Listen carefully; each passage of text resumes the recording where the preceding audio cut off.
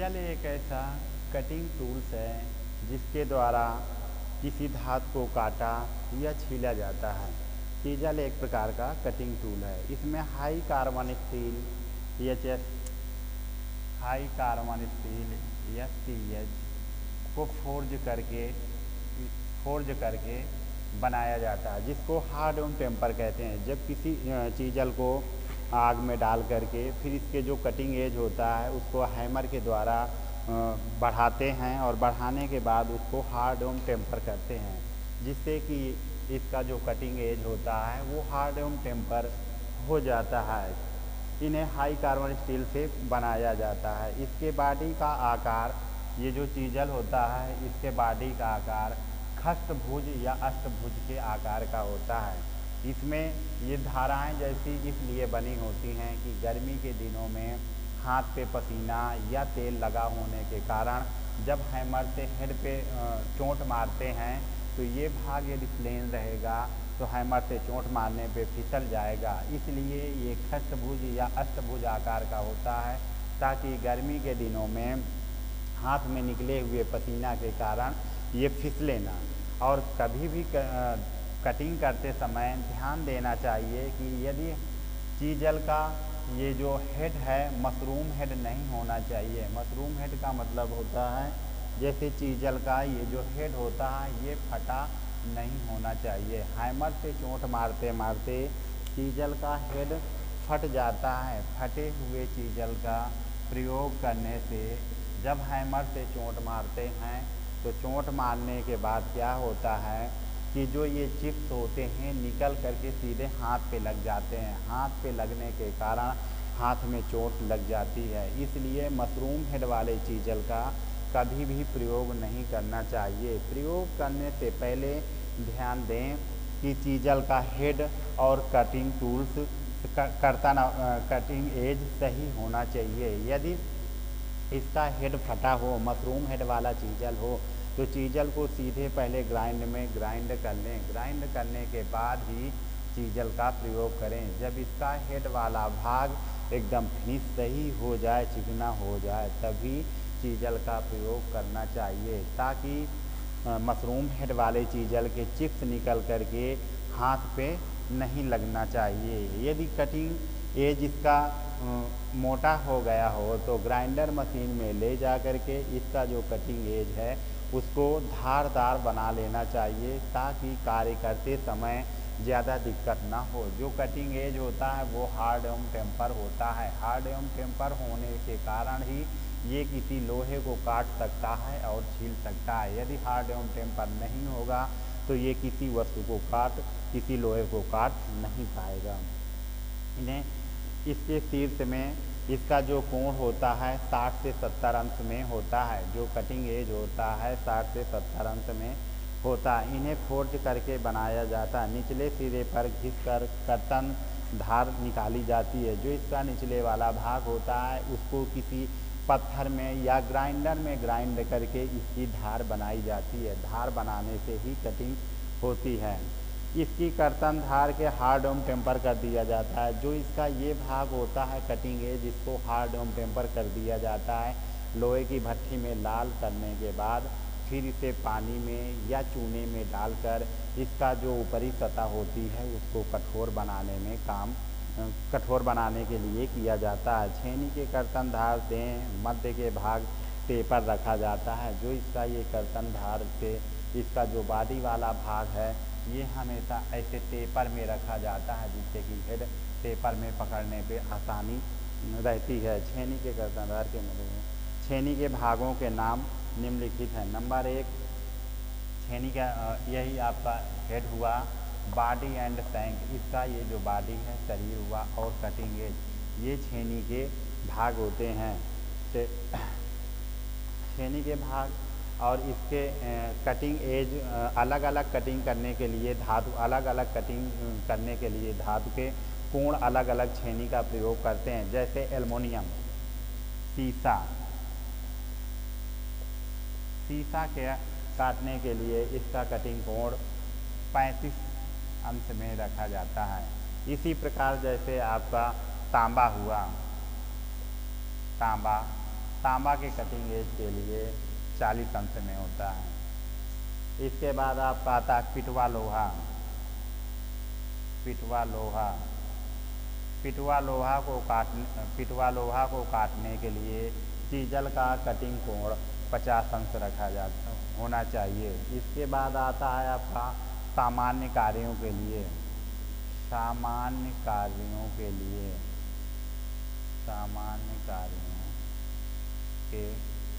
Cutting कोण 60 अंश रखा जाता है। सामान्य कार्यों के लिए कटिंग कोण 60 अंश होना चाहिए।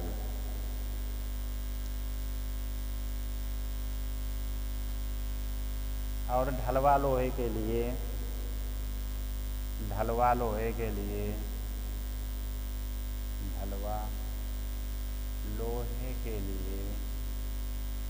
कटिंग कोण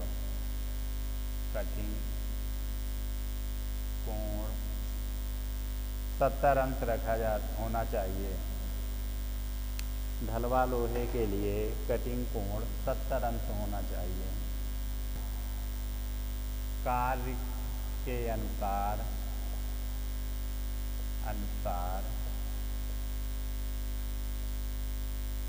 छेनियों का वर्गीकरण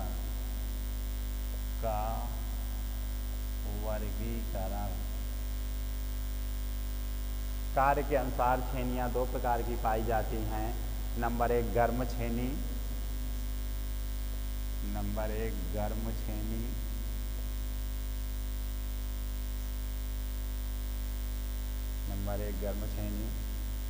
नंबर 2 ठंडी छेनी।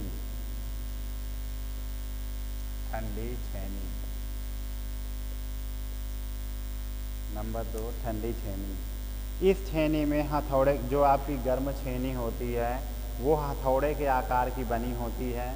इस तरीके से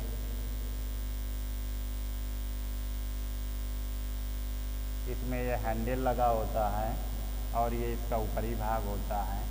ये ऐसे करके बना होता है। इसमें एक हैंडल लगा होता है क्योंकि ये लकड़ी का हैंडल होता है। इससे गर्म छेनी से काटने में प्रयोग करते हैं। यदि आप ये पूरी लोहे की छेनी है तो आप इसको हाथ से नहीं पकड़ पाते हैं। हाथ से इसलिए नहीं पकड़ पाएंगे क्योंकि टेम्परेचर एक स्थान से दूसरे स्थान तक ट्रांसफ़र होता रहता है, तो आप इसको हाथ से नहीं पकड़ पाते। इसमें लकड़ी का हैंडल लगा होता है।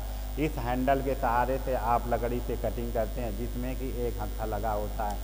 इसमें गर्म धातुओं को काटते समय इसको कर्तनधार को बार बार ठंडा किया जाता है। जो इसका कर्तनधार होता है इसको बार बार पानी में डुबो के ठंडा किया जाता है, क्योंकि ये गर्म लोहे को काटती है तो इसका ये भी उतने ही टेम्परेचर की हो जाएगी, तो जो इसमें हार्ड टेम्पर है वो उतर जाएगा। तो इसको बार बार कार्य करने के बाद इसको ठंडा किया जाता है ताकि जो इसका कटिंग एज का है वो हार्ड टेम्पर ना उतरे, हार्ड टेम्पर बना रहे, जिससे कि कटिंग करने में इससे आसानी बनी रहे। कार्य के अनुसार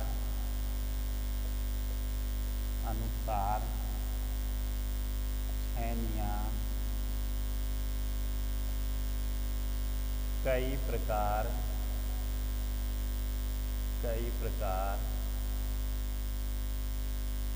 की पाई जाती हैं। नंबर 1 चपटी छेनी।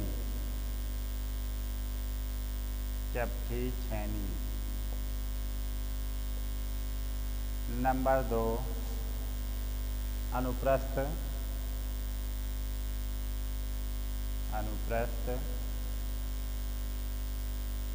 काट छेनी। नंबर 3 है हीरक छेनी।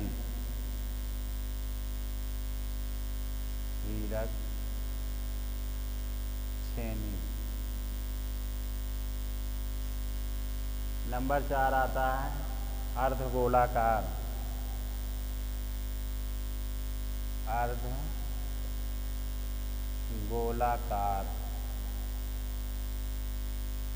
नंबर 5 आता है आपका पार्श्व कर्तन छेनी, पार्श्व कर्तन छेनी। नंबर 6 आता है आपका बैप छेनी, बैप छेनी।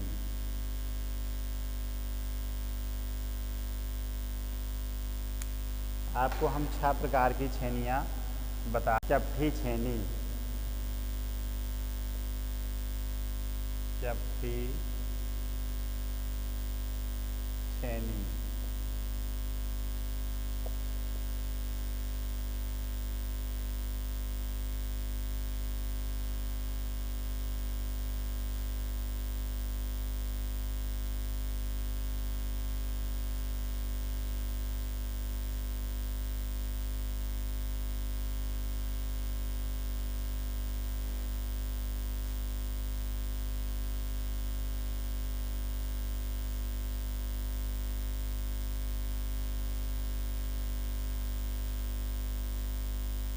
जो ये आपकी इस प्रकार की छेनी उच्च हाई कार्बन स्पीड स्टील से बनाई जाती है। जो आपकी चपटी छेनी होती है वो आपकी उच्च हाई कार्बन स्टील से बनाई जाती है, फोर्ज करके बनाई जाती है। इसकी कर्तन धार की घिसाई करते समय इसकी थोड़ी सी गोलाई में बना देते हैं। जब इसको घिसाई करते हैं किसी पत्थर से या ग्राइंडर मशीन से इसका घिसाई करते हैं तो जो इसका कटिंग एज है उसको गोलाई में करते हैं। ऐसे अंडरग्राउंड गोलाई पर इसका कटिंग एज बनाते हैं, जिससे कि धातु में छिलाई करते समय इसका गहरा प्रवेश न हो सके।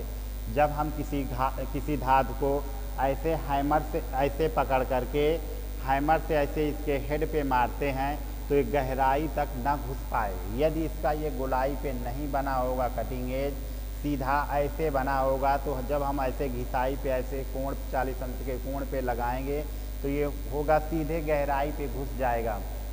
इसलिए जो इसका कटिंग एज है उसको हम ऐसे अर्ध व्यास के तरीके बनाएंगे, जिससे कि पूर्ण रूप से छिलाई करते समय किसी जाब में अनावश्यक मटेरियल को हटाने के लिए चीजल का प्रयोग किया जाता है। किसी धातु में किसी जाब में अनावश्यक मटेरियल को हटाने के लिए चीजल का प्रयोग करते हैं।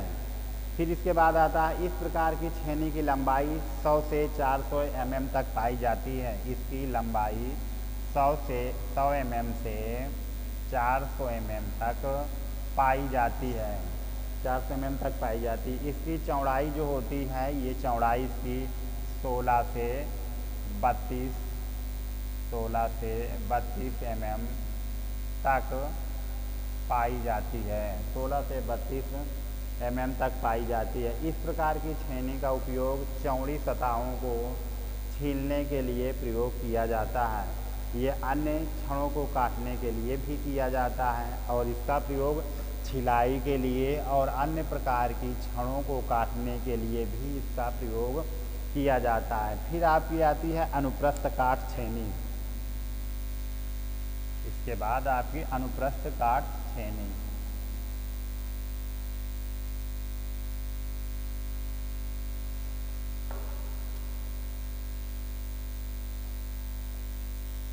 अनुप्रस्थ काट छेनी, अनुप्रस्थ काट छेनी। जो इस प्रकार की आपकी छेनी होती है अनुप्रस्थ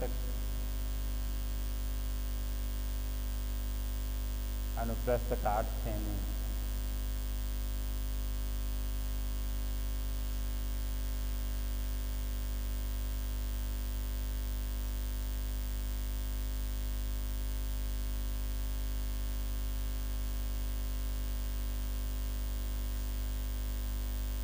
इस प्रकार अनुप्रस्थ काट छेनी, इस प्रकार की छेनी में कैप जैसे चीजल भी कहते हैं। इसकी कर्तन धार की चौड़ाई को छेनी के ऊपरी दें से कुछ अधिक रखते हैं, जिससे कि धातु को गहराई में काटते समय ये उसमें न फंसे। अनुप्रस्थ काट वाली छेनी का जो नोक होता है कर्तनधार होता है, पतला रखते हैं जिससे कि गहराई में कटिंग करते समय इसका जो ये भाग है ये न फंसे। इस प्रकार की छेनी की लंबाई 100 से 400 mm तक होती है। इसकी भी लंबाई 100 से 400 mm तक पाई जाती है। 100 से 400 mm तक पाई जाती है। 4 mm से 12 mm तक रखते हैं। इसका जो कर्तनधार होता है 4 mm से 12 mm तक रखा जाता है। इसका जो कर्तन कोण होता है वो 4 mm से 12 mm तक रखा जाता है। इस प्रकार की छेनी का उपयोग चपटी क्षमताओं में छिलाई करने, वो ग्रू व खांचे बनाने में किया जाता है। इस प्रकार की छेनी का प्रयोग नालियाँ, ग्रू व खांचे बनाने में इसका प्रयोग किया जाता है, क्योंकि ये नोकदार चीज़ल होती है। ये नोकदार चीज़ल होती है, इसलिए इसका प्रयोग ग्रू व खांचे व नालियाँ बनाने के लिए प्रयोग किया जाता है। इस चपटी खांचे की होती है और इससे ये जो इसका भाग होता है चाभी घाट बनाने में भी इसका प्रयोग किया जाता है। जो अनुप्रस्थ काट की छेनी होती है, इस छेनी से ग्रू व खांचे व नालियाँ व चाभी घाट बनाने के लिए इस प्रकार की छेनी का प्रयोग किया जाता है। फिर आपकी आती है हीरक छेनी, डायमंड पॉइंट चीज़ल। हीरक छेनी हिंदी में हीरक छेनी कहते हैं और इंग्लिश में डायमंड पॉइंट चीज़ल बोलते हैं। तो चलिए इसके बारे में भी आपको बता दें कि इस प्रकार की छेनी डायमंड पॉइंट चीज़ल छेनी का कहाँ कहाँ पर प्रयोग किया जाता है।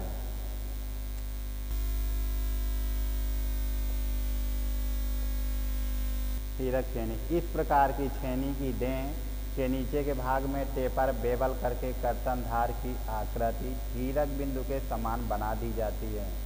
इस प्रकार की छेनी की लंबाई 100 से 400 mm तक पाई जाती है। देखिए हीरक पॉइंट आपकी जो चीज़ल है इस प्रकार से इसका कटिंग कोण बना होता है।